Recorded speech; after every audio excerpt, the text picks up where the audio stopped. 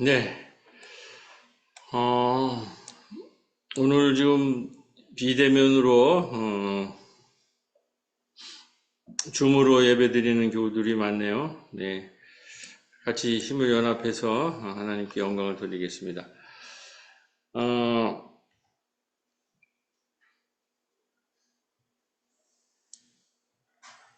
이제 우리 기도에도 나왔듯이, 5월 이제 가정의 달이고, 오늘 이제 가정의 달을 출발하는 어린이날 5월 5일 주일에 이렇게 우리가 하나님 앞에 예배를 드립니다. 아마 지금 비가 와서 어디 들과 산으로 가고 싶은 교우들도 많았을 것 같은데, 지금 들과 산으로 나갈 수 있는 상황은 아니고, 본당에서 나와고 또 줌으로 우리 교우들이 예배를 드리고 있습니다. 자, 우리가 지금 가정의 달에 우리가 이 가정에 대해서도 함께 한번 말씀을 나눠보면서도 또 한편으로는 40 선거 이후에 우리 시대가 지금 전혀 새로운 시대로 들어가기 때문에 그것도 이제 우리가 함께 준비하면서 이 5월 또 우리 38주년을 지금 눈앞에 두고 있지 않습니까? 그런 전반적인 것을 우리가 지금 진행하는 이제 사도행전 초대교회의 이야기를 가지고 초대교회 이야기는 이제 사도행전은 16장에 이르렀고 4월 서신로는 오늘 갈라디아서 이걸 이제 교차해서 우리가 오늘 말씀을 전하려고 합니다. 자, 여러 차례 들은 이제 말씀인데 바울이 이 마케도니아에서 이제 1차 그 유대 땅에서 이제 복음을 전하다가 이제 이방인들이 안디옥 교회에 이제 모이잖아요. 안디옥 교회에서 이제 이방인들이 많이 모이면서 이제 이방 교회로서 이제 위상을 갖고 오히려 예루살렘 교회는 유대 땅에 있는 예루살렘 교회는 좀 많이 이렇게 좀 위축이 되고 오히려 이 이방 땅에 이 안디옥 교회가 이제 흥왕을 누리면서 거기에 이제 사도들이 집결을 하죠. 대표적인 이제 사도가 그 바나바를 예루살렘에서 파송해서 중심이 되고 바나바가 바울을 부르고 후에 이제 베드로 사도 예루살렘에서 베드로 사도도 참여하면서 이게 예루살렘에 저거 하는 버금가는 이제 기독교의 중심지가 이제로 이제 안디옥 교회가 떠오르고 있는 겁니다.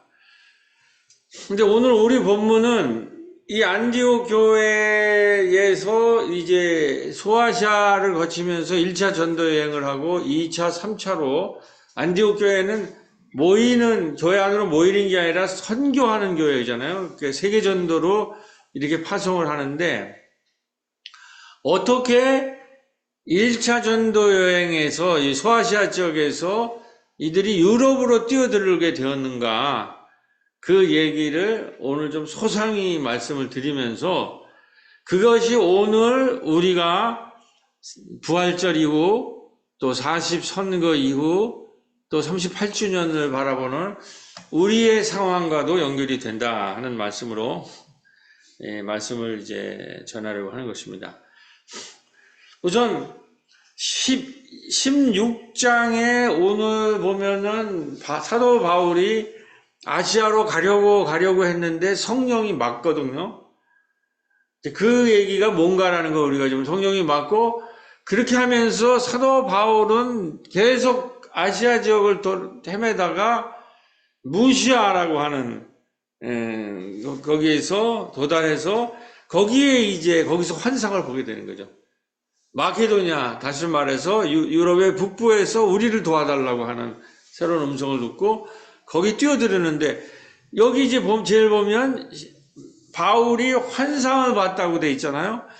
이게 이제 성령의 환상인데 환상을 보는 게 16장 이전에 사도행전 출발하면서 2장 17절에 이게 나와요. 1장 8절에 뭐예요? 사도행전. 너희가 성령을 받으면 예루살렘과 온 유다와 사마리아 땅끝까지 이게 복음이 전파될 거라는 것이, 이게 사도행전의 주제죠. 우리가 예루살렘에 이게 유대주의자라는 건 자꾸 예루살렘에 교회 안에만 머물러야 된다라고 회당 안에 한 이거를 무너뜨리는 것이 성령이래. 성령이 그걸 무너뜨리고 박해를 받으면서 그냥 안 나가니까 박해를 받으면서 예루살렘과 헬라파들이 온 유다와 사마리아와 박해를 받으면서 안디옥까지 간 거 아니에요, 지금.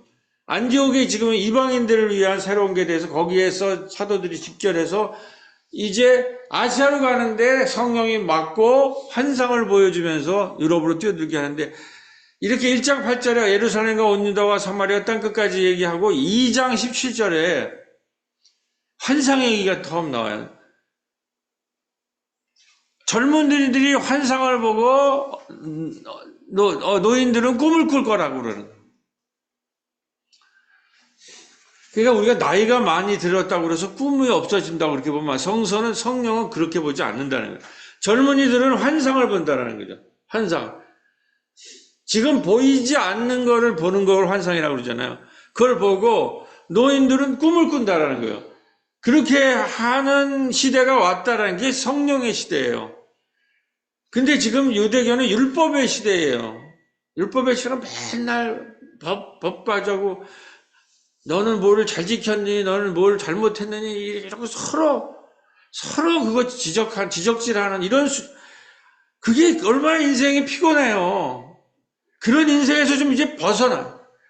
그런 거 서로 용납하고 용서하고 새로운 환상을 보고, 새로운 성령이 보이는 새로운 마케도니아를 보고, 새로운 예루살렘과 온 유다와 사마리아 땅, 이런 걸 좀 보라는 거예요. 이 새 시대, 이게 성령의 시대라는 거예요. 그런 입장에서 사도들의 행적을 쓴 것이 바로 사도행전이요, 성령의 행전이라는 거예요. 성령이라는 건 참 중요한 겁니다. 특히 보이지 않는 이 온라인 시대에 있어서, 온라인이랑도 비슷하잖아요. 멀리 떨어져 있는 사람들이 성령으로 지금 어떻게 보면 소통하고, 교회당 안에 모여있고 밖에 있는 사람이 같이 예배 드리잖아요, 지금. 이게 옛날만 해도 이게 가능한 얘기예요. 이거 미국에서도 볼 수 있다는 거예요. 하여튼, 2장에서 젊은이들이 환상을 보고 노인들은 꿈을 꿀 것이다 그랬는데, 사도행 16장에 드디어 사도 바울이 길이 막혔어요. 이제 말씀드리겠지만, 이 소아시아 쪽은 아무리 사도 바울이 노력을 해도 그냥 바울의 그 새로운 성령의 움직임에, 성령의 역사를 자꾸 방해를 해요. 자꾸 방해하고 어지럽히고 그냥 분열시키고, 지금 우리나라의 어떤 정당이 그런 역할을 하는데 왜 그런 거, 이제 그게 이번에 40에 무너졌다라는 거죠. 그 정당은 하여튼 몇십 년간은 그것만을 해, 그것만. 거기에는 주로 율사들이 많아요, 그런 데는. 맨날 법이화하는 사람들. 가장 이제 그거 해서 사람 때려잡고 압색하던 이제 그런 사람들이 지금 무너지는 시대가 와요. 왜냐하면 성령의 바람이 불고 있는 거 아니에요. 여러분, 이번에 선거에 혁명을 봤듯이. 자, 그 얘기를 우리가 할 텐데, 여기 재미난 거는, 이 얘기의 시작이 뭐냐면은, 이방으로 이 성령의 운동이 일어나면서 복음이 퍼져나가는 초대교회 핵심적 사건이 일어났어요. 안디옥 교회가 새로운 중심이 됐잖아요. 그러니까 그거에 또 시기 질투하는 사람이 많아요. 안디옥에 이제 새로운 것이 되니까 거기에는 바나바라고 하는 아주 좋은 온화한 성격의 인격자가 중심이 되어서 초기에 출발했어요. 바울을 불렀고, 사도들 중에서 베드로가 또 나중에 이제 참여를 해요. 근데 이제 학자들의 얘기를 좀 하면, 베드로는 안디옥에 와서 좀 많은 고생을 하고 여러 가지 어려움을 많이 겪은 거니 자기 역할을 잘 못 찾은 것 같아요. 왜냐하면 언어가 일단 안 돼요. 여기는 지금 헬라파들의 헬라어라든지 이런 거를 하고 이방인들이 지금 모여 있는데 이분은 유대어를 쓰고 유대적인 아주 율법적 세계에서 완전히 굉장히 훌륭한 사람이긴 하죠. 근데 여러 가지 한계를 느끼는 거예요. 근데 이게 또 잘 된다 하니까 이제 여기서 이걸 방해하러 사람들이 나타나는 거예요. 뭐가 된다 그러니까 또 그게 48년에 예루살렘 회의가 열립니다. 이걸 한번 보세요, 교회 여러분. 예수님이 33년에 돌아가시잖아요.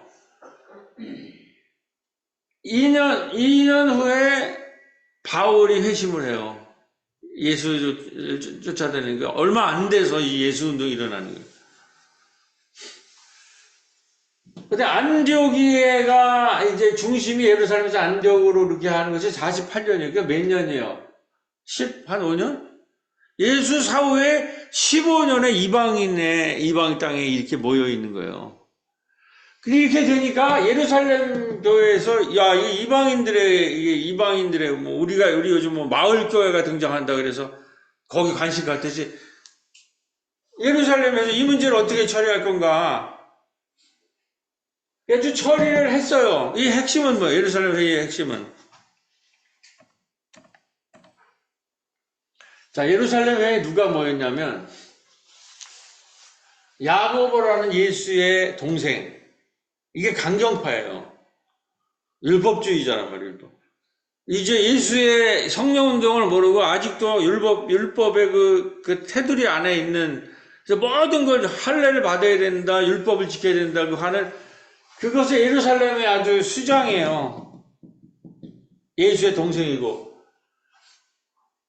바나바는 비둘기파예요. 이 복음이 이방 땅에 막 퍼져나가는 것을 보는 거예요. 새로운 움직임을. 그러니까 이방인들한테 율법이나 할례 강요하지 마라. 이런 것이 어느 정도는 있는 사람이에요. 베드로는 학자들이 하면 어정쩡한 중도파예요. 나름대로 왜냐하면 바울도 이방 선교를 했는데 포용적인데 이 사람들이 강경하니까 이제 이 사람들이 자꾸 합의를 학자들에 보면은 이 야고보가 합의를 해준 거는 이 바나바의 이 비둘기파의 활약이 컸다는 거예요. 인격적으로 좋아서 이방인을 품어야 됩니다. 그들한테 자꾸 할례 강요하지 않고 자꾸 율법 이런 거 너도 잘 못 지키면서 왜 자꾸 남에게 그렇게 뭘 하려고 자꾸 뒤집어쓰지 말고 그렇게 해서는 이게 안 됩니다. 이걸 이렇게 했는데 워낙 인격적으로 하니까 받아들이고 이 사람은 이 이방의 이제 여기 이런 사도 축에는 아직 못 끼지만은 이방인들한테 복음을 퍼뜨려 가야 된다라고 하는 열정적인 거를 갖고 있는 이런 사람이에요. 이 네 그룹이 모여가지고 자 이방인들한테 할례와 율법을 강요하지 맙시다라는 놀라운 사실은 이루어지기 힘든 거예요. 제가 공부를 해보니까 이게 강경파 야고보가 여기 누그러진 거는 바나바의 활약과 당시에 예루살렘 교회가 재정적으로 어려웠어요. 근데 이 이방 교회의 안디옥에 사람들이 모여들고 재정이 넓어가고 하니까 우리를 도와라 그러니까 여기가 안디옥 교회에서 예루살렘 교회를 돕기로 하고 비둘기파 바나바가 맹활약을 펼쳐가지고 어렵게 합의를 해냈어요. 그렇게 48년에 했는데 얼마 지나지 않아서 그래서 안디옥 교회에서 베드로, 바나바, 바울 이방인들이 같이 이방인과 유대 같이 먹어서 할례도 강요하지 않고 식사도 하고 있는데 여꼴통들이 당도한 거예요. 그러니까 아직은 이 기독교는 유대교 완전히 분리되지 않고 거기에는 꼴통 보수 낡은 신앙을 가진 사람들이 있다는 거예요. 일단은 그 사람들이 계속 와서 특히 사도 바울이나 안디옥 교회에서 이렇게 여러 곳에 이렇게 흥황하고 막 선교를 이루고 한 거에서 계속 감시하고 거기에다 의의를 제기하고 심지어는 그 교회를 가로채. 그것이 갈라디아 교회에서 일어난 거예요. 갈라디아 교회. 그래서 갈라디아에서 사도 바울이 개척한 교회인데 아무것도 하지 않은 놈들이 나타나가지고 여기 할례를 받았어? 율법을 당신 알아? 이거 안 하면 이건 바울이 가리키는 건 다 이상한 거야. 그래가지고 바울이 없는 사이에 그 교회를 그냥 완전히 분열시키고 다 자기들의 신천지들이 그런 거 많이 하죠. 그런 식으로 그 교회를 이렇게 다 잡아먹은 그러한 것에서 내가 가르쳐준 복음 위에 다른 복음은 없다. 너희들에게 준 자유를 너희들이 포기하지 말아라. 성령 안에서 너희들이 얻은 그 자유는 뭐예요? 할례 없이 율법 없이 우리가 의롭다함을 얻을 수 있다. 이신칭의 교리라는 거예요. 그 자유가 어떻게 핏값으로 산 건데 이방인들에 대해 이 복음하는 그거를 왜 그 거짓 사도들한테 너희들이 그 개라고 그래요, 개. 사도 바울이 엄청난 게 이제 화가 난 거예요. 이제 그런 게 다 성서에 있어요. 그러니까 성서를 우리가 잘 읽어야 돼요. 제대로. 그러지 않고 그냥 대충 은혜로운 거 해갖고 자기 생활하는데 편리한 거 그렇게 성서를 읽어가지고는 아무런 의미가 없는 거예요. 성서가 좀 뭘 하려고 하는데 물론 내 개인의 위로도 필요하겠죠. 근데 그게 전부가 아니라는 거예요. 성서는 공동체를 세우라는 얘기예요. 그래가지고 이렇게 됐는데 여기서 문제는 그러니까 우선은 야고보파가 예루살렘파가 먼저 예루살렘 회의의 결의를 사도 공의회에서 한 거를 자기들이 깨고 다시 할례와 율법을 주장한 거예요. 그런데 여기서 바울이 문제가 된 거예요. 들어왔는데 그러면 이 바나바와 베드로 아까는 기라성 같은 사도들이 그걸 막고 항의를 해야 될게 이거 공의회에서 했는데 왜 너희들이 난동을 부리냐. 근데 이 기라성 같은 사도가 도망가 버린 거예요. 이게 워낙 아직까지도 이 보수 강경파가 세니까 그 자리에서 온다 그러니까 이게 또 시비 걸어가지고 또 문제를 일으키겠구나. 그래가지고 딴 데로 도망간 거예요. 그거를 바울이 이 사건이 48년에 일어났는데 56년에 갈라디아에서 이 갈라디아에 기록을 해놨어요. 그러니까 재미있는 거는 사도행전에는 이 안디옥 회식 사건이 없어요. 그러니까 성령의 역사를 쓰는 누가가 보기에는 이 바나바와 베드로라는 대사도가 대치욕이잖아. 그거를 기록할 수는 없잖아요. 그러니까 빼버렸어. 이게 엄청난 사건인데. 그러고 바울이 자기가 직접 쓴 거에는 자기가 써놨다는 거예요. 이런 사건이 있다. 이 사건으로 인해서 바울은 이제 젊은 리더로 초대교회에 등장하는 겁니다. 야, 바울이라는 사람이 젊은 사람이 있는데 이 예루살렘 회의를 깨고나 야고보가 나중에 그렇게 된 거겠죠. 이거를 다 바울의 이 라인이 옳았다는 거가 돼서 나중에 이제 바울이 엄청난 찬양을 받겠대. 이때만 해도 바울은 뭐 그렇게 찬양을 받지 않지만 굉장히 담대한 걸 했다라는 거예요. 자, 이걸 제가 왜 말씀을 드리냐. 오늘의 우리의 상과득이 연력이 있다는 거예요. 아까 말했듯이 40 부활절과 40 선거라는 새로운 시간 앞에 서 있는데 이번 선거를 여러분들이 보면 뭘 느낍니까? 저는 이번 선거 전에 가장 통탄스러웠던 것이 뭐냐면 이번 선거 다 아시다시피 국민이 심판했다고 그러잖아요. 국민이 심판했다고. 뭘 심판하는 거예요? 두 가지를 심판했죠. 하나는 우리는 검찰 독재를 심판했다고만 알고 있는데 그것만이 아니에요. 지금 국민을 대변해야 될 야당 야당의 소위 말해서 수박들을 심판한 거예요. 수박을 심판하고 검찰 독재를 심판한 거예요. 국민이 180석을 몰아줬는데, 촛불혁명으로 해가지고 180을 몰아줬는데, 그래서 큰 야당을 만들어줬죠. 근데 그 사람이 뭘 했냐면은, 자기 정당의 개혁적인 대표를 단식하고 있는 거를 체포동의안을 가결시켜가지고, 옥에 쳐넣으려고 그랬어요. 근데 어떤 재판관이 또 나서가지고 그걸 부결시켜가지고 이 사람이 이게 나오는 거예요.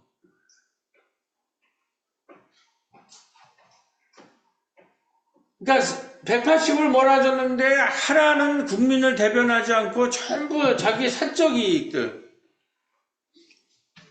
이익들을 대변하는데 급박해요. 지금 국가의 대통령도 그 부인이 디올백 전부 그 권력 가지고 자기 가족 그거 챙기잖아요. 똑같이 그 사람만 그런 게 아니라 개혁을 하라고 그러는데 이 사람들이 180석을 몰아줬는데 이 검찰 독재와 싸우지 않고 이 개혁적인 사람을 몰아내는데 앞장섰다는 거예요. 그리고 나서 무슨 일을 하지를 못하게 해요. 뭐만 하면은 당신은 법적 리스크가 있다 이렇게 해가지고 그냥 저도 정말 너무 화가 나더라고요. 그런데 선거하는 거니까 그 당원들이 투표를 하는데 자기 정당의 후보자를 내는데 거기서 60명을 당대표가 날려버린 게 아니에요. 당대표가 추천한 게 아니라 당원들이 선거를 해서 추천하는 거 아니에요. 60명을 수박을 날려버린 거예요. 저는 이걸 보면서 이게 직접 민주주의로 가는 거구나. 자기들끼리 그거 하지를 못해요, 이 사람들이. 그러니까 당원들이 공천혁명을 해낸 거란 말이에요, 당원들이. 현역 60명을 물갈이를 해낸 거예요. 오늘 우리도 여기 지금 이 안디옥 회식 사건을 보세요. 안디옥 회식 사건이라는 게 뭐예요? 예루살렘 회의에서 분명히 공적으로 이방인들에게 할례와 율법을 요구하지 않고 받아들이라고 그랬는데 이 강경파들이 자기들의 생각을 그냥 막 강요한 거예요. 그래가지고 안 된다고, 식사하면 안 된다, 율법을 할례를 받게 된다고. 그러고 왔을 때에 사도면 단순하게 공의에서 결의한 교회의 결의를 대변하는 사람이 돼야 되는데 이 대표자, 가장 선망하는 대표자 베드로와 야고보는 물론 베드로와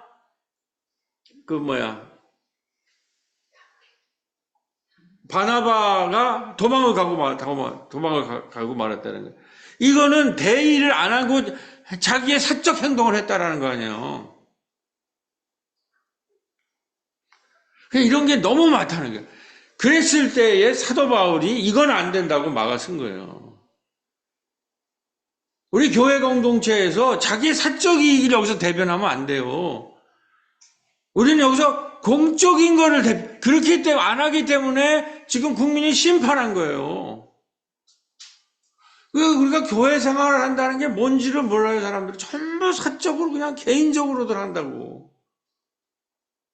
이것 때문에 이방인들이 이거를 바울이 지켰기 때문에 이방의 문이 열렸어요. 그때 할례를 철폐하지 않고 율법을 철폐하지 않으면 우리가 복음을 아직도 저 유대의 지금 유대인들의 하나님은 뭐예요? 전쟁의 하나님이에요. 그러니까 지금 이스라엘이라는 것이 이 전쟁의 하나님이 돼가지고 저렇게 인류의 문제가 되는 거란 말이에요. 그거를 철폐한 거네. 율법을 철폐하고 할례를 철폐하니까 누구든지 다른 민족, 다른 피부 색깔의 이 엄청난 혁명을 바울이 막아낸 거란 말이에요. 그 당대의 수박이었다는 거죠. 요 당시에는 바나바도 베드로도 이게 이제 통과가 된 거 보니까 제가 지금 놀라운 소식이 나옵니다. 최병상 특검법이 통과가 되고 세월호 특검법이 통과가 됐다는 거예요. 이렇게 돼야 되는 거예요, 이게. 이거를 야당을 해서 이걸 해서 국민들의 지금 세월호의 아픔, 이게 최병상 이런 것이 잘못됐다고 해야 되는데 이거를 그 내부에서 수박들이 계속 막고 있었다는 거예요. 그걸 당대표가 그걸 할 수 없어요. 국민이 해야 된단 말이에요. 야당 대표가 할 수 없어요. 국민이 공천혁명을 통해서 그렇게 잘못된 거를 내부에서 스스로의 직접 민주주의로 해서 날려버린 거예요. 저는 이 마을 목회를 하는 입장에서 그것보다 더 중요한 것이 지금 읍면동 단위에서 지역 돌봄에 대한 통합지원법이 제정이 됐대요. 법은 제정이 됐어요. 법은 통과가 됐어요. 2년 후에는 마을 단위로 통합돌봄법이 시행이 돼요. 이건 읍면동 단위에서 법이 만들어져서 시행이 되면 읍면동에서 우리가 지금 약대전하는 돌봄 마을이 하지 않으면 안 되게 됐단 말이에요. 이거를 지금 각 마을은 준비해야 하고 있는데 약대동은 이미 그런 얘기들을 하고 지난번에 이 동네에 세 교회 안수집사, 장로, 목회자가 모여서 그리고 우리가 시와도 이거를 지금 토론하기 시작을 했어요. 이 얘기는 뭐냐면 이제 이 시대는 직접 민주주의 시대로 간다. 이미 프랑스는 대의민주주의 반, 직접 민주주의 반이에요. 예산도 그렇게 했어요. 그러니까 국회의원을 뽑지 말자는 게 아니라 국회의원도 있지만은 실질적으로 민주주의를 해서 지금 타가 문제, 저출산 문제, 고령화 문제 이거는 읍면동 단위에서 마을 자기들이 국가로부터 예산을 국가로부터 받을 필요 우리가 낸 예산을 가지고 우리가 직접 아이들도 키우고 어르신들도 돌보고 이걸 읍면동 단위에서 한다는 거죠. 대학도 그렇게 세우고 이러한 시대가 다가오고 있다는 거예요. 그랬기 때문에 지금 우리는 여기서 끝나는 게 아니라 선거 끝나는 게 아니라 이거를 직접 민주주의 마을공화국 시대로까지 읍면동으로 연결을 해야 되는 것이 이게 돌봄 마을이고 여기서 가장 중요한 역할을 해야 될 것이 바로 교회예요. 이런 시대를 우리가 지금 준비를 해야 된다는 것으로 오늘 제가 말씀을 드리는 겁니다. 자, 이제 그래서 구체적으로 뭐 할 건가를 하기 위해서 이게 보면 바울이 지금 우리가 보기에는 바울이 승승장구를 해가지고 우리는 이걸 다 누리니까 바울이 만들어 놓은 거를 근데 바울이 이 갈라디아 1차 전도여행 또 2차 전도여행에서 고린도 이전까지는 고린도에 바울의 그 선교 그룹이 다 합류하거든요. 그래도 그것도 고린도 교회에서 엄청난 문제를 일으켰죠. 싸우고. 그렇지만 그거 해결을 했는데 그때까지 초기에는 바울이 그렇게 승승장구한 게 아니라 어마어마한 고난을 겪었다는 거예요. 그거를 제가 최근에 그게 이제 실감나게 느껴지더라고요. 아까 말씀드렸죠. 바울은 이렇게 유대교뿐만 아니라 지금 기독교 내부에 있어서 사도라고 하는 사람들이 아직도 낡은 그 율법이나 할례에 사로잡혀가지고 바울을 도와주기커녕 바울을 공격해요. 나는 난 그게 뭔지를 너무나 잘 이해하겠어요. 그러니까 이게 수준이 아직 안 된다는 거예요. 아니, 지금 유대교와 로마와 싸우기도 힘든데, 그래서 공동체를 만드는데, 그 공동체 내부에 아직은 거기에 못 도달한 거죠. 그러니까, 그래가지고 바울이 실적 이방에서 개척해 놓으면은 예루살렘에서 와가지고 할례 받아야 된다. 율법 지키느냐. 이러고 나서 바울이 개척해 놓은 거를 그렇게 하는데, 그렇게 공격하는데, 바울 공동체 내부에 있는 사람이 또 거기에 동조를 한다는. 그래가지고 갈라디아 교회가 완전히 다 뺏길 판에 된 거예요. 그 장면이 뭐냐면, 제가 상상하기에, 여기네. 성령이 아시아에서 말씀을 전하지 못하게 하시거늘 그들이 부르기아와 갈라디아 땅으로 다녀가 무시아 앞에 이르러 비두니아를 가고자 애쓰되 예수의 영이 허락하지 아니하시더라. 이거라는 거예요. 아시아에서 아무리 노력을 해서 하려고 그러는데 계속 방해하는 거예요. 그러니까 사면초가죠. 밖에서는 이 예루살렘 교회가 자꾸 와서 시비를 걸고 안에서는 그 유대 할례주의자에 동조하는 그룹이 나타나가지고 계속 바울을 공격하는 거예요. 아까 그 야당 대표랑 똑같은 거예요. 그냥 거기서 바울이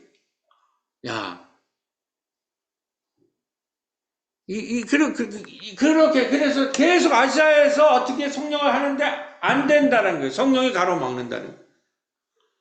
그래가지고 어제 내가 그 마지막으로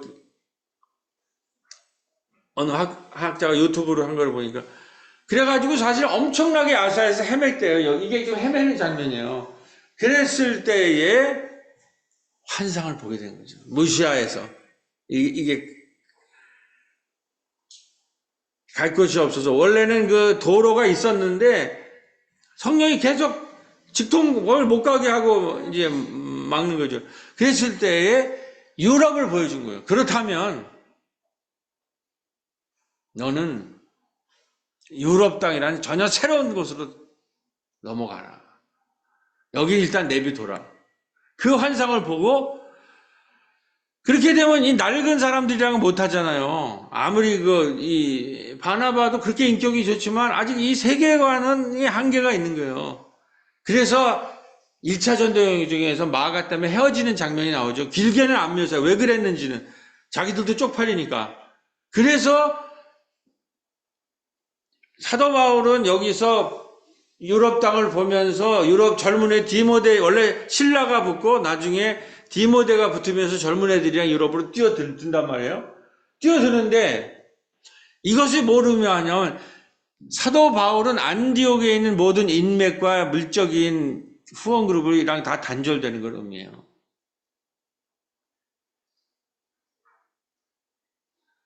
이게 결정적인 거죠. 이게 성령의 역사라는 거예요. 우리 헬라파들이 유대교랑 하기 위해서 박해받으면서 쫓겨나면서 이방 땅에 있듯이 사도 바울이 이 마케도니아 비전을 봤다고 하는 거는 해서 젊은 애들이 뭐가 있어요, 인맥이. 이게 다 안디옥 교회의 힘인데, 안디옥 교회에 있는 바나바나 이러한 네트워크의 힘인데, 그거를 이제 포기해야 되는 거죠. 그럼에도 불구하고 뛰어들었더니, 우리가 이 다음 주에 할 얘기지만, 거기에 다 또 사랑과 이게 있다는 거예요.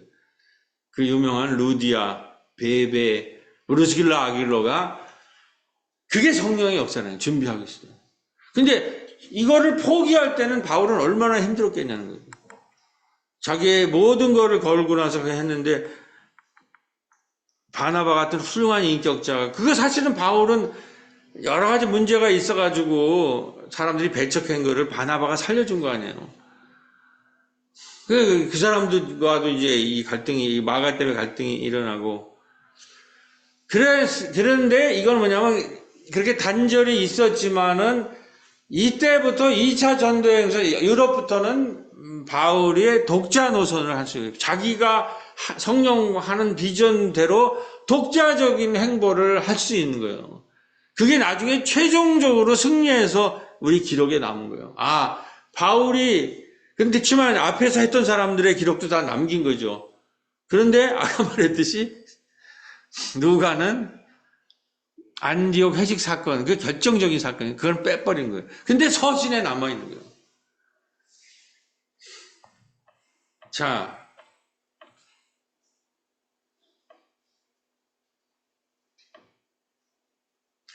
이제 결론으로 갑니다. 그렇기 때문에 여기서 우리가 이 가정의 달, 우리 젊은 이 교회도 이제 청년을 키워야 되고 우리 자녀도 키워야 되는데 우리 아마 5월에는 말일주일 정도에는 우리 교회 안수집사나 재정집사님이랑 목회자 우리 청년들이 한번 만나고 또 우리 생일에는 또 우리 마당 예배 같은 형식으로 그런 청년들의 이런 아까 말했던 사도행전이 나온 꿈, 환상을 보고 꿈을 보라. 그러니까 제일 중요한 거는 우리가 청년들이나 젊은이들 키우는데 가장 중요한 것은 성령이 주시는 꿈을 보고 그 이야기를 전개시켜야 돼요. 제가 보면 이 성령이 우리에게 주는 꿈이 뭔가, 환상이 뭔가, 이런 거를 느껴야 이게 신앙이 역동적이고 재미있고 다이나믹해지거든요. 이런 게 참 안 보인다는 거예요. 이미 기독교가 좀 많이 늙었어요. 그래서 서구교회는 지금 완전히 몰라 그래가지고 거기가 뭐 댄스장으로 되든지 아니면 이슬람교도로 바뀐다는 거예요. 그러니까 성령이 주시는 환상을 보려면 뭐가 필요하냐. 이게 바로 첫 번째로 여태까지 얘기한 갈라디아 교회 같은 노예신앙에서 벗어나야 된대요. 그러니까 5장 1절을 보면 뭐예요? 사도 바울이 가장 강조한 거. 갈라디아가 결국 이게 종교개혁의 루터가 이걸 가져와서 종교개혁한 거 아니야? 그리스도께서 우리를 자유롭게 하려고 자유를 주셨으니 그러므로 굳건하게 서서 다시는 종의 멍에를 매지 말라. 이게 갈라디아서의 주제예요. 여기에서 우리를 자유롭게 하려는 건 뭐예요? 뭐로부터 자유라는 거예요? 유대교의 율법과 할례로부터 너희들은 자유를 받은 새로운 복음을 받았는데 왜 자꾸 다시 율법주의와 할례주의자 같은 낡은 그 노예 종교로 돌아가냐라는 거예요. 노예 종교. 여기 이러한 율법과 할례의 자유로울 때 우리는 마케도니아를 볼 수 있다는, 환상을 볼 수 있다는 거예요. 성령이 보여주는. 그리고 성령이 하시는 신나는 이야기가, 그러니까 어떤 사람을 하면 얘기가 신나는 얘기가 전개가 안 돼요. 그냥 답답하는 그 율법의 테두리에 가로잡혀가지고 뭐를 환상을 보고 그 새로운 환상을 향해서 꿈을 펼칠 수가 없단 말이에요. 이게 낡은 종의 멍에를 메고 있기 때문에 그래요. 이게 지금 기독교의 큰 문제예요. 마케도니아를 건너 우리를 도우라. 이러한 환상을 못 본다는 거예요. 자, 그러면 왜 종의 멍에를 어떻게, 이 노예 종교에서 어떻게 해방돼야 되느냐. 노예 신앙으로는 성령의 꿈과 환상을 볼 수 없습니다. 노예 신앙이란 무엇인가? 노예 신앙은 첫 번째로 지금까지 얘기한 그리스도 이전의 유대 종교예요. 유대 종교의 특징은 뭐예요? 왜 율법의 노예와 할례의 노예됐다. 자꾸 거기다 사람을 갖는단 말이에요. 그러니까 성령의 환상과 성령의 꿈, 그리고 그걸 보는 우리 예수가 마을에서 펼쳤던 신나는 축제적인 마을이야. 이런 거가 없어요, 신앙에. 그냥 자기 예수 믿고 천당 가는 얘기예요. 그러니 그게 젊은이한테 무슨 도움이 되냔 말이에요. 무슨 환상이 무슨 꿈이 보여지냐는 얘기예요. 여러 차례이기 때문에 지금 우리가 문제는 뭐냐면, 교회들한테 제가 말씀을 드리고 싶은 거는, 이 기독교 이전에 유대교가 노예 종교라면 여러분 중세 시대를 어떻게 해서 여러분 생각해요? 중세 시대. 그리고 우리가 지금 하고 있는 근대 시대라는 게 뭡니까? 중세를 암흑기라고 그러죠. 왜 암흑기예요? 중세는 신이 중심된 사회였어요. 신이. 그러니까 아직도 중세신앙의 노예신앙을 갖고 있는 사람이 너무나 많아요, 지금 한국에는. 신이 중심이 되면 어떻게 되는지 여러분 아세요? 신이 중심이고 신의 대리자가 누구예요? 교황청이에요. 교황. 근데 중세신앙에는 모든 것의 중심이 신이 되고 대리자가 교황이 됐는데 모든 것의 중심이 신이 되면 어떻게 되냐면 그 신은 폭군이 돼요. 그래서 신의 대리자, 중세시대 신의 대리자인 교황이 폭군이에요. 어떤 일을 저질렀느냐. 사람들이 중세 이거 가지고는 안 되다고 깨어 일어난 게 뭐예요? 신중심의 시대가 아니라 사람 중심이 되어야 됐다고 해서 깨어 일어난 게 바로 르네상스 아니에요. 백과사전파가 해서 신중심이 아니라 이건 과학이라고 세상이 움직이고 사람 중심이 돼야 된다. 르네상스. 그래서 과학이 발달하고 그래서 모든 것에 해서 밝히는 거 제일 유명한 게 뭐예요? 세상이 지구를 중심으로 세상이 돌아요. 천체가 우주가 아니면 태양을 중심으로 세상이 돌아요. 갈릴레오라고 하는 사람이 지동설 지구가 돈다는 거 아니야. 태양을 중심으로 우리가 돈다는 거예요. 그걸 주장했다고 어떻게 했어요? 화형을 당할 뻔했잖아요. 여기 유명한 얘기 있죠. 지성소를 주장하다가 이단으로 몰린 갈릴레오는 교황청 제if에 자정 포기한다고 맹세하고 나오던 길에 그래도 지구는 동.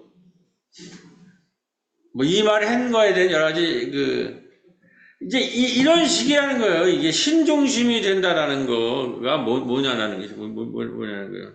그리고 종교개혁자들 이게 야누스 전부 성서를 직접 사람들이 평신도가 읽으면 그거를 다 화형에 처했다고. 근데 다 앞에 있는 종교개혁자들은 화형에 처져 있는데 유일하게 성공한 사람이 루터잖아요. 왜 루터는 성공했어요? 루터는 인쇄술이 때문에 성공한 거예요. 루터의 얘기를 지금 그래서 미디어라가 인쇄술이를 해서 하니까 루터의 얘기를 직접 사람들이 읽고 사람들이 그때부터 루터가 주장하고 성서를 직접 읽어라. 자꾸 교황이나 목회자라는 브로커를 세우지 말고 직접 이게 개신교예요. 우리는 하나님을 믿지만은 그 하나님 폭력적 하나님이 아니라 그것의 교황 같은 대리물이 아니라 이제는 각자 깨어있는 책임적이고 주체적인 그러한 성도들이 만인 사제라는 거예요. 모두가 사제라는 거예요. 목사나 교황에 의존하지 말고 직접 너의 신앙에 대해 책을 읽고 공부를 하고 너의 신앙을 실천하고 그리고 네 신앙에 대해서 책임져라. 그런 책임적인 폭력적인 그 군주처럼 폭력적인 하나님한테 모든 걸 의존하고 교황한테 면죄부나 팔고 이런 것이 아니라 근대인다운 그래서 일본인들이 불가시한 그리스도인 일본인들이 이런 면에서 우리보다 뛰어난 분 우리보다 교회는 약하지만 그 사람이 쓴 책이 뭐야? 나 신학을 다시 묻다. 독립적인 개인이라는 개념과 합리적 사고는 프로테스탄트주의에서 출발했습니다. 더 이상 교회나 정식자라는 브로커에 의존하지 않고 스스로 개인이 직접 통솔을 읽고 세계의 의미와 신의 존재를 탐구하려는 독립적이고 책임있는 개인의 성장은 중세를 넘어서는 중고교육을 통해 개신교 신앙의 중요한 태도라는 거예요. 근데 지금 뭐냐면 지금 마을 직접 민주주의의 시대로 사람들은 깨어나고 있는데 아직도 교회가 민의 교양적 수준에도 못 미쳐서 스스로 서지 못하고 모든 것을 남 탓하고 핑계대고 변명하는 이런 중세적 신앙을 갖기 때문에 조롱과 비웃음의 거리가 된다는 거예요. 그러니까 우리가 신을 그런 폭력적 신을 섬겨할수록 개인은 그런 거에 다 넘기는 거예요. 그러니까 이 세상에 지금 조롱거리 창피해요. 자기가 한 일을 자기가 책임지지 않고 남한테 자꾸 미루는 거예요. 교회 탓, 남 탓. 이게 제일 심한 게 이 미신적인 이렇게 그래도 지금은 다 이렇게 화형을 당하면서 프로테스탄트 교황이라는 게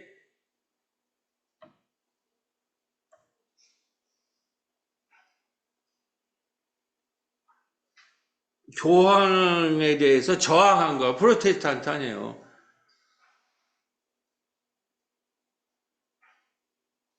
그러니까 각자가 자기 자신으로 서야 된다는 거예요. 이제 마지막에. 이런데 제가 그랬죠. 소아병신병의 발병률이 가장 높은 것이 강남이라고 그랬죠. 이제 이 책이 나왔어요. 강남은 거대한 정신병동이다. 시간이 없기 때문에 이거 읽지 못해. 한번 찾아서 읽고. 이 얘기는 뭐냐면, 이 강남이, 우리가 다 강남을 닮으려고 하잖아. 특히 교육에서. 나 지금 이 어린이나, 이거 너무나 큰 문제. 여기 있는 사람들이 정신병자라는 거예요. 시간에 있어서, 이 사람들이 그리고 공동체 파괴의 주범이라는 거예요. 예를 들면, 우리 이 청소년 심리학자. 이 강남 부모들이 협동이 없는 모든 공동체에 협력하지 않는 이런 것에 그리고 교사들을 공격하는 게 이런 괴물부도 이게 전부 강남적 세계관을 가진 사람들이에요. 요번에 선거도 뭐냐 우리가 200석이 거의 될 뻔했는데 강남 마포 동작에서 마지막에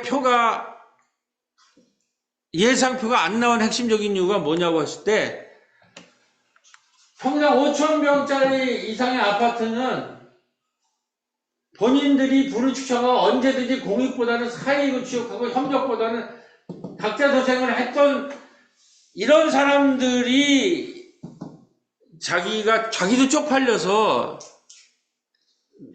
자기가 누구를 찍었다는 걸 얘기를 안 한 거래. 그러니까 여기에서 막판에 다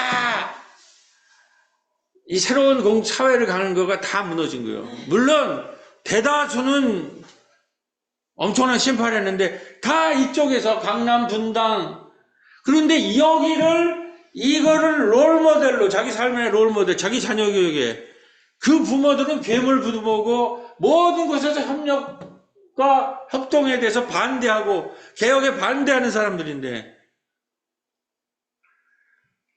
우리 목사들이 모이면 가난한 동네에서 마을 목회하는 목사들의 얘기 모이면 교인들이 사회적 경제적 위치가 상승하고 중산층 아파트 입주하고 또 가난한 동네를 떠나면서 갑자기 신앙이 피곤해졌다 이런 얘기를 한다는 거예요. 공동체 의식이 상실되면서 신앙의 피곤함을 호소하는 교인들이 자주 목격되는데 신앙의 피곤함을 호소하는 대부분의 교우들은 공동체 의식과 참여율이 저하의 핵심적인 이유가 본인이 세속화돼서 본인이 일정한 부를 축적하면서 더 이상 공동체와 협동 이런 것에 대해서 더 이상 관심이 없어져서 이 강남 사람들처럼 왜 강남 사람들이 부하는 사람이 하나같이 개혁을 싫어하고 공동체에 참여 안 하지 않고 협동과 이렇게 해가지고 지금 정신병동이 돼가는 이런 본인이 사람들이 됐기 때문에 그렇게 돼가고 있는 거를 그것을 얘기하지 않고 탓을 자꾸 공동체와 마을과 이런 데 돌린다라는 거예요. 그래서 이 마을 목회나 공동체 목회에 큰 부담이 된다는 것이 공동체 목회, 마을 목회하는 사람들한테도 나타나요. 제가 이걸 종합해 보니까 이걸 이 얘기를 안 할 수가 없는 거예요. 지금 우리 사회, 그러니까 이 사람들이 결국 나중에는 자기가 소외돼요. 지금 전 사회는 직접민주주의로 가고 있어요. 그런데도 이렇게 내 아이는 항상 옳다. 그래서 나의 아이의 말만 믿는다. 이런 괴물 부모, 이런 모든 것에서 공동체에서 선거에서도 이렇게 배반 투표를 하는 사람들, 이것을 넘어서야 된다는 거죠. 그러니까 지금 우리가 필요한 거는 성령이 주시는 꿈을 보고 그 이야기를 전개시킬 수 있어야 된다는 거예요. 그래서 노예신앙에서 벗어나야 된다는 거죠. 부자신앙이나. 그리고 책임적 주체를 쓰고, 그리고 이번 선거에 유시민 이사장이 우리 지금 야당 대표에 대해서 평가한 거 엄정 한번 보세요. 너무 훌륭한. 아시다시피 이분은 소년공에서 지금 대선 주자가 됐잖아요. 13살 때 초등학교 졸업할 때 화전민으로 도시 빈민가정에 살았고 노동자로 산재를 당했고 또 정치인이 돼서도 엄청나게 수사를 받고 기소당하고 최근에 죽을 뻔했어요. 그런데 이 사람이 이런 일을 당할수록 꺾이는 것이 아니라 수많은 문제를 학습해 결국은 그 문제를 풀고 생존하게 되었다는 거예요. 생존했을 뿐만 아니라 전혀 다른 변화된 사람으로 거듭나고 있다는 거예요. 그러니까 제가 목회를 하면서 참 힘든 거죠. 아무리 좋은 이야기, 아무리 신나는 이야기, 아무리 성령의 이야기를 갖다 줘도 성령의 감동이 없으면, 세상 말로 풀면 학습 능력이 없으면 사람이 변화가 안 돼요. 이 사람을 보라, 이 사람은. 정치인이라서 좀 죄송한데 내가 그래서 이름을 말 안 하는 거예요. 학습 능력이에요. 학습 능력. 그러니까 늘 성령이 하면 그 성령의 율법이나 이런 낡은 거에 거기에 같이 감동하고 같이 춤추고 그러면서 계속 우리의 문제들 일어나는 수많은 문제들 도무지 사면초가 지금 바울이 겪은 도무지 길이 없을 때 마케도니아로 건너와라 하는 이러한 문제 여길이 어디서 나오느냐. 성령의 환상을 보고 응답할 뿐만 아니라 끊임없이 자기 문제에 대해서 학습하는 능력이 필요하다는 거예요. 죄송합니다. 너무 길어서. 자, 기도하고 마치겠습니다. 계절에 곧 5월 가정의 달이 시작되었고 오늘은 어린이날입니다. 오늘은 갈라디아서로 복음이 가져오는 우리 삶의 자유와 꿈과 대해서 말씀을 전합니다. 거룩한 것을 내게 주지 말며 너희 진주를 내제 앞에 던지지 말라는 성서 말씀처럼 우리가 아무리 좋은 소식과 이야기를 만들어가도 우리 마음에 성령의 아름다운 소식이 없다면 마케도니아의 한참을 보지 못합니다. 주님, 우리가 성령이 주는 꿈을 보고 그 이야기를 전개시키기 위해 갈라디아의 교회와 같은 노예 신앙에 벗어나게 하시고 늘 성령이 주시는 꿈을 보고 이야기를 전개시키며 함께 구체적인 문제를 해결할 수 있도록 학습 능력을 키우는 우리가 되게 하소서. 우리 신앙이 감사와 찬양이 넘치게 하시고 늘 성령의 새로운 꿈과 놀라운 이야기가 충만하게 하소서. 이번 선거 후 느낍니다. 지금 읍면동 단위의 마을 자치법이 통과되어 2년 후 2026년 이후에는 마을 단위로 돌봄이 실시되는 마을 단위의 직접민주주의 마을공화국의 시대를 눈앞에 보고 있습니다.